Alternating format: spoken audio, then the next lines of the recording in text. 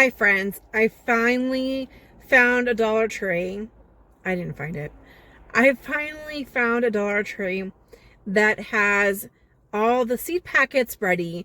So I'm going to go ahead and upload those videos soon, right after this intro. And so go ahead and check it out, see what I saw. And actually my friend who's the gardening artist, if you haven't checked out her channel yet, please do that, the gardening artist. And so Reba and I the other day had a girls' day, and we did go to a Dollar Tree, and that one, she tuned me into where to go, because the couple I've gone to lately, they only had the seed packets with, they look like they have a lot of seeds, but they're really full of inert matter, which is basically chaff, maybe wood chips. I don't know. It's just a bunch of stuff.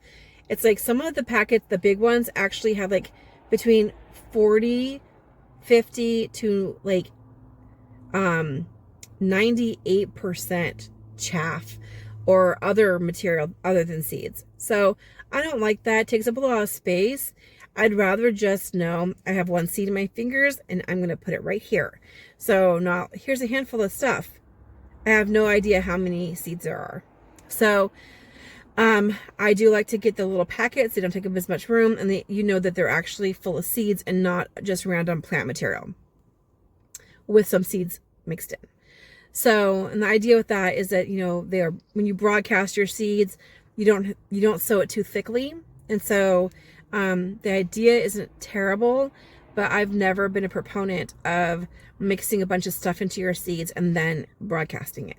So I prefer to know what I have and where I have it. I don't usually do a lot of mixes.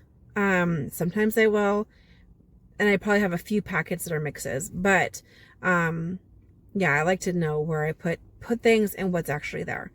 So go ahead and watch with me as we look over what is new at Dollar Tree, and I'm really focusing on things that are gardening or could be used as gardening. I like to use things in ways other than they're intended to be used. So, you know, kind of improvise things along the way.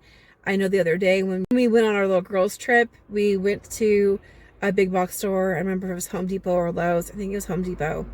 And they had seed trays for over $20. And they're really big, so you are committing to that space.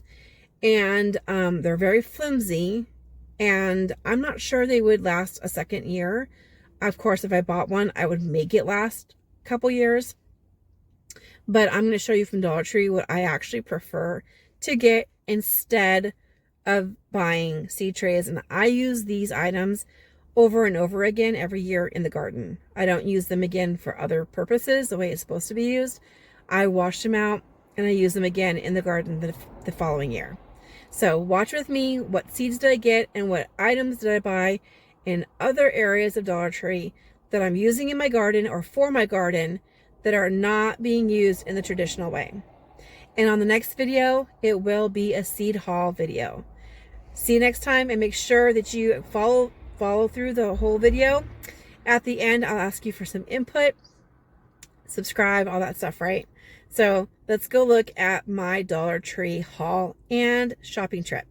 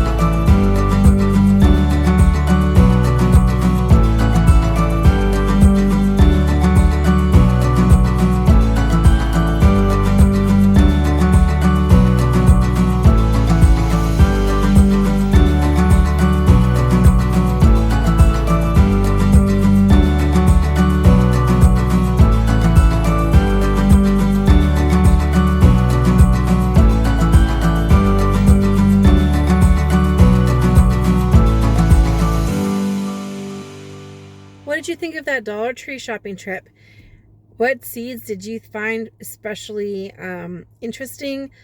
Do you think I bought the right seed varieties? Is there a right or wrong answer? I have all of those seed varieties. I buy them every year from Dollar Tree.